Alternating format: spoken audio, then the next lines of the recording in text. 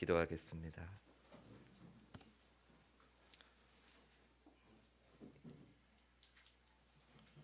우리를 향하신 십자가의 사랑을 우리의 심령에 새기기 원합니다. 그래서 우리의 몸과 마음에, 우리의 영혼에 예수 그리스도의 흔적이 남게 하여 주시옵소서. 이 시간 말씀 앞에 고개 숙입니다. 아무것도 아닌 종 사용하셔서 하나님의 능력과 생명의 말씀만이 사모하는 모든 심령들에게 임하게 하여 주시옵소서. 예수님 귀하신 이름으로 기도드립니다. 아멘. 할렐루야. 주일 예배에 나오신 모든 성도님들 주님의 이름으로 환영하고 축복합니다. 특별히 우리 교회 방문해 주신 분들 환영하고요. 또 온라인으로 예배하는 모든 분들도 주님의 축복이 함께 하시길 축원합니다. 우리는 계속해서 주일마다 요셉의 이야기를 가지고 오늘 우리에게 주시는, 우리 가정에게 주시는 하나님의 말씀을 듣고 있습니다. 요셉은 성실함과 진실함으로 주인 보디발의 눈에 띄어서 그 집의 가정총무가 됩니다. 창세기 39장 4절 말씀에 요셉이 그의 주인에게 은혜를 입어 섬김에 그가 요셉을 가정총무로 삼고 자기의 모든 소유를 다 그의 손에 위탁하니. 요셉은 가정총무로 보디발의 집의 모든 재산을 관리했습니다. 노예에서 단숨에 관리자가 된 겁니다. 하나님이 함께 하셔서 요셉은 말도 통하지 않고 또 문화도 다른 애굽에 온 지 얼마 되지도 않았는데 이런 놀라운 복을 받게 된 겁니다. 근데 제가 한 가지 빠뜨린 게 있어서 박관희 권사님 미국 가셨다가 오셨는데 우리 환영하고 설교 계속 듣겠습니다.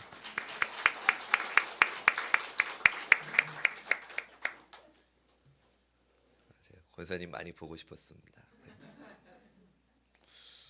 하나님의 은혜로 가정총무가 돼서 이제 좀 살만한가 싶었는데 그것도 잠시이고 이내 큰 시련이 찾아옵니다. 보디발의 아내가 유혹을 한 겁니다. 보디발이 요셉을 사들인 결정적인 이유는 그의 용모가 빼어나고 아름다웠기 때문이었습니다. 6절 말씀 보니까 주인이 그의 소유를 다 요셉의 손에 위탁하고 자기가 먹는 음식 외에는 간섭하지 아니하였더라. 요셉은 용모가 빼어나고 아름다웠더라. 요셉은 노예로 쓰기에는 너무나 아까운 사람이었습니다. 그렇다 보니 보디발의 아내가 그의 매력에 흠뻑 빠지게 됩니다. 요셉은 성실했고 용모까지 빼어나니까 보디발의 아내가 그를 갖고 싶은 음욕의 마음이 생긴 겁니다. 요셉은 노예이고 자기는 주인이지 않습니까? 그래서 보디발의 아내는 요셉을 얼마든지 자기 마음대로 할 수 있을 거라고 생각했습니다. 하지만 요셉은 그 유혹에 호락호락 넘어가지 않지요. 요셉은 단호하게 거절했습니다. 사랑하는 여러분, 오늘 말씀을 시작하면서 우리가 먼저 알아야 될 것은 유혹은 언제든지 찾아온다는 겁니다. 우리 한번 같이 고백해 봅시다. 유혹은 언제든지 찾아온다. 7절 말씀 보시죠. 그 후에 그의 주인의 아내가 요셉에게 눈짓하다가 동침하기를 청하니. 7절 본문은 그 후에라고 시작됩니다. 그 후는 언제입니까? 요셉이 가정총무가 되고 난 바로 그때입니다. 요셉이 이제 막 노예에서 벗어나서 성공의 첫걸음을 디뎠을 때입니다. 바로 그때 유혹이 찾아온 왔다는 겁니다. 내가 하라는 대로 하면 너는 더 큰 성공을 거둘 수 있을 것이라는 그런 미끼로 유혹이 찾아온 겁니다. 여러분, 우리의 삶에도 이런 유혹은 찾아옵니다. 내가 하라는 대로 하면 더 큰 성공을 거둘 수 있다는 유혹이 우리를 찾아옵니다. 언제 찾아온다고요? 내가 이제 막 성공의 발판을 디뎠을 때 유혹은 찾아온다는 겁니다. 이럴 때 우리는 어떻게 해야 할까요? 고린도전서 10장 12절 말씀, 우리 함께 같이 고백해 봅니다. 시작. 아멘. 사랑하는 여러분, 저는 오늘 본문을 가지고 유혹이 우리에게 찾아오는 단계를 좀 살펴보고 그 유혹을 이기는 승리의 비결을 여러분과 나누며 은혜를 전하고자 합니다. 먼저 우리에게 유혹이 찾아올 때 유혹이 어떤 단계로 오느냐? 우선 우리가 가진 것을 보고 유혹합니다. 따라해 볼까요? 우리가 가진 것을 보고 유혹한다. 6절 말씀처럼 요셉은 용모가 빼어나고 아름다웠다고 합니다. 보디발의 아내가 보기에도 요셉은 멋진 청년이었습니다. 외모도 그렇고 성품도 그렇고 그 요셉의 매력 앞에서 보디발의 아내는 한없이 무너집니다. 어떻게든 그를 가져야겠다는 마음을 갖게 됩니다. 7절 말씀, 그의 주인의 아내가 요셉에게 눈짓하다가 동침하기를 청하니. 보디발의 아내는 요셉에게 동침하기를 청합니다. 표현이 청한 것이지 내가 원하는 것, 내가 갖고 싶은 것을 내 마음대로 만들려는 그런 모습이라는 걸 우리는 알 수 있습니다. 요셉의 마음, 요셉의 인격, 요셉의 선택, 그런 건 상관없습니다. 그냥 내 마음대로 그 사람을 대상화해서 물건처럼 갖고 싶은 겁니다. 요셉은 단호히 거절합니다. 하지만 여러분, 유혹은 절대 쉽게 포기하지 않습니다. 8절 말씀, 요셉이 거절하며 자기 주인의 아내에게 이르되 내 주인이 집안의 모든 소유를 간섭하지 아니하고 다 내 손에 위탁하였으니. 요셉은 여주인의 요구를 거절합니다. 그럼에도 10절 말씀 보시죠. 여인이 날마다 요셉에게 청하였으나 요셉이 듣지 아니하여 동침하지 아니할 뿐더러 함께 있지도 아니하니라.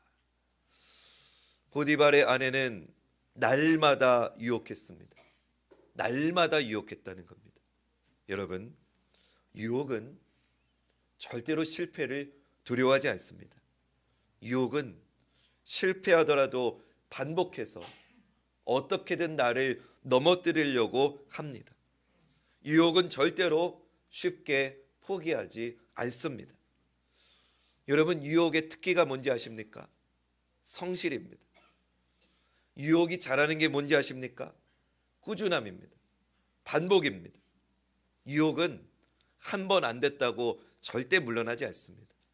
어떻게든 우리를 넘어뜨리려고 무차별적으로 수단과 방법을 가리지 않고 우리를 공격합니다.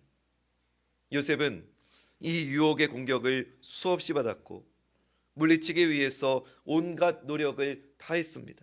심지어 10절 하반부에 보면 함께 있지도 않았다고 합니다. 보디발의 아내는 수도 없이 때를 가리지 않고 요셉을 유혹했습니다. 그러나 그때마다 자기에게 돌아오는 건 수모뿐이었습니다. 이제는 자기를 보지도 하지 않으려는 요셉을 어떻게 할 것인가를 고민하기 시작했습니다. 방법은 하나였습니다. 자기의 권력, 자기의 지위, 자기의 힘을 이용하는 것이었습니다. 요셉이 아무리 남편의 총애를 받는 그런 자리에 있다 해도 그는 결국 노예일 뿐이고 자기는 주인이라고 하는 권력을 이용합니다. 보디발의 아내는 디데이를 잡고 집안의 다른 모든 사람들에게 일을 시켜서 집을 다 비우도록 지시합니다. 아무것도 모르는 요셉이 평소와 같이 그의 일을 하려고 그 집에 들어갔더니 아무도 거기에 없다는 걸 보게 됩니다. 요셉은 순간 당황했을 겁니다. 그러나 요셉이 정신을 차리기도 전에 유혹은 또다시 그를 덮칩니다. 12절 말씀 보시죠. 그 여인이 그의 옷을 잡고 이르되 나와 동침하자. 그러나 요셉이 자기의 옷을 그 여인의 손에 버려두고 밖으로 나가매. 나와 동침하자. 이 말은 더 이상 부탁의 말투가 아니라 협박이었음을 우리는 유추해 볼 수 있습니다. 하지만 요셉은 자기의 옷을 버려두고 밖으로 허겁지겁 도망쳐 버립니다. 여러분, 유혹의 절정은 강한 힘을 동반해서 우리로 하여금 오도 가도 못하게 하고 빼도 박도 못하도록 우리를 가둔 상태에서 결정하도록 한다는 겁니다. 요셉도 지금 권위에 의해서 협박을 받고 위협을 당하고 있는 겁니다. 그러나 그럼에도 요셉은 여주인의 요구를 거절했습니다. 이건 자기의 생명을 걸고서 거절한 겁니다. 사랑하는 여러분, 이처럼 유혹은 나의 결심만으로는 해결할 수 없습니다. 내가 무언가를 얻었다 하는 순간이 올 때 바로 그때 유혹은 찾아옵니다. 우리가 그 유혹을 뿌리치기 위해서는 지금까지 내가 얻은 모든 것을 포기해야만 그 유혹을 이길 수 있습니다. 보디발의 아내의 유혹은 실패했습니다. 그러자 그 유혹은 분노로 바뀝니다. 우리 한번 따라해 봅시다. 유혹은 분노로 바뀐다. 여주인은 이런 마음이 든 거죠. 내가 주인인데 니까지 감히 나의 요구를 거절하느냐. 분노하며 이제는 여주인은 요셉을 강간 미수범으로 고발합니다. 14절 말씀. 그 여인의 집사람들을 불러서 그들에게 이르되 보라, 주인이 히브리 사람을 우리에게 데려다가 우리를 희롱하게 하는도다. 그가 나와 동침하고자 내게로 들어오므로 내가 크게 소리 질렀더니. 여주인은 소리를 지르면서 그 여인의 집에 있는 사람들을 다 불러서 동조자들을 모읍니다. 분노에 찬 보디발의 아내는 보디발이 요셉의 말을 믿지 못하게 하려고 지금 증인들을 먼저 매수하고 있는 치밀함을 보입니다. 그런 다음에 결정적인 증거물인 요셉의 옷을 곁에 두고 자기 남편 주인이 오기를 기다립니다. 17절 말씀. 이 말로 그에게 말하여 이르되 당신이 우리에게 내려온 히브리 종이 나를 희롱하려고 내게로 들어왔으므로. 보디발의 아내는 자기가 지금 요셉에게 강간을 당할 뻔했다고, 그리고 이 문제는 당신이 데려온 히브리 종이 나를 희롱하려고 했다고 말합니다. 다시 말하면 지금 이 문제는 당신 때문에 일어난 일이라고 강조하는 겁니다. 19절도 마찬가지입니다. 그의 주인이 자기 아내가 자기에게 이르기를 당신의 종이 내게 이같이 행하였다는 말을 듣고 심히 노한지라. 당신의 종이 내게 이같이 행하였다. 그러니까 이 끔찍한 일은 보디발 당신 때문에 일어난 겁니다. 그러니 당신이 책임져야 됩니다. 이런 의미로 계속 말하고 있는 겁니다. 우리는 여기서 유혹의 특성을 보게 됩니다. 유혹은 자기가 원하는 바가 이루어지지 않으면 결국 분노로 바뀌게 되고, 그 유혹은 책임을 질 사람을 찾아서 그 책임을 전가하는 것으로 끝을 맺는다는 겁니다. 한번 따라해 봅시다. 유혹은 책임을 전가한다. 우리는 이 모습을 선악을 알게 하는 나무의 열매를 먹은 아담과 하와의 모습에서 이미 보았습니다. 하나님께서 아담아 내가 어디 있느냐, 내가 왜 이런 일을 행하느냐 물으셨을 때 아담이 이렇게 책임을 전가합니다. 하나님이 내게 준 저 여자가 먹으라고 해서 먹었습니다. 책임을 전가합니다. 하와도 마찬가지입니다. 뱀이 나를 깨물어 내가 먹었다고 뱀에게 책임을 전가합니다. 창세기를 조금 더 읽어보면 아브람과 사레가 아이가 없었을 때 사레가 여종 하가를 통해서 아이를 낳으라고 아브람을 권합니다. 아브람은 그렇게 했고 하갈이 임신을 하게 됐고 임신을 하자 여주인을 멸시하는 일이 벌어졌습니다. 그때 사레가 누구를 탓하는지 말씀을 봅시다. 창세기 16장 5절 말씀. 사레가 아브라함에게 이르되 내가 받는 모욕은 당신이 받아야 옳도다. 내가 나의 여종을 당신의 품에 두었거늘 그가 자기의 임신함을 알고 나를 멸시하니 당신과 나 사이에 여호와께서 판단하시기를 원하노라. 여러분, 이처럼 유혹의 결론은 책임 전가입니다. 유혹이라는 게, 죄라는 게 얼마나 무서운지를 우리는 똑바로 보아야 됩니다. 사랑하는 여러분, 우리의 삶에는 이러한 유혹이 가득합니다. 유혹은 언제나 수없이 변장하며 먹잇감을 찾습니다. 때로는 달콤하게, 때로는 음흉하게, 때로는 생명을 위협하면서까지 우리에게 다가옵니다. 우리가 이것을 거절하면 쉽게 넘어가지 않습니다. 끝까지 거절하면 그 유혹은 분노로 바뀝니다. 심지어는 내가 유혹에 넘어가지 않았는데도, 내가 유혹에 승리했는데도 내가 잘못을 뒤집었어야 되는 그런 일이 우리 인생에는 비일비재합니다. 그래서 어떤 분은 좋은 게 좋은 거다, 또 자식들에게 이렇게 말하지요. 이놈아, 모난 돌이 정 맞는다. 그냥 적당히 넘어가라. 적당히 타협해라. 너무 드러내지 말아라. 그냥 술렁술렁해라. 남들 하는 만큼만 해라. 적당히 타협하며 사는 게 지혜로운 거다. 그렇게 말하기도 합니다. 그러나 여러분, 정말 그렇습니까? 우리는 그리스도인으로서 정말 그렇게 적당히 살아야 되는 걸까요? 우리는 어떻게 해야 되겠습니까?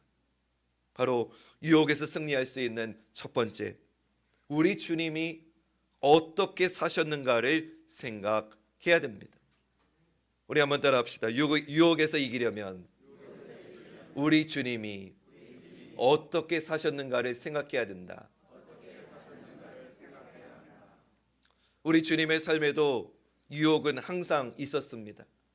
40일 금식하셨을 때 사탄의 유혹을 주님은 말씀으로 이기셨습니다. 예수님의 온갖 기적과 이적을 체험한 이들이 예수님을 왕으로 세우려고 했을 때 그 권력과 권위의 유혹을 주님은 물리치셨습니다.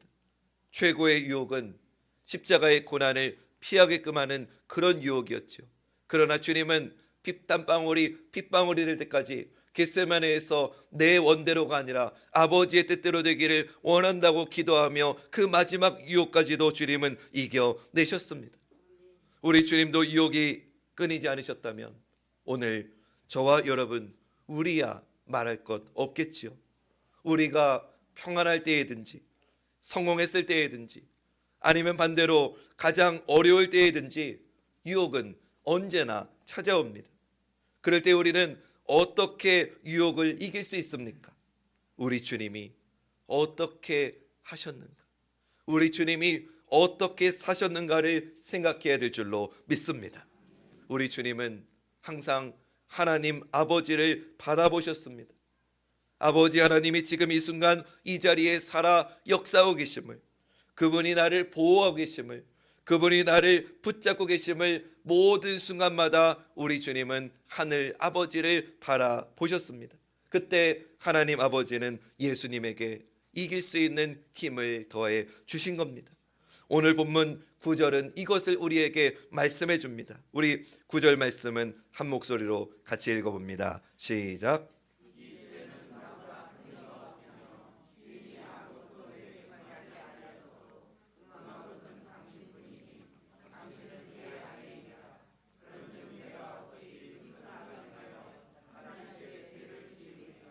아멘.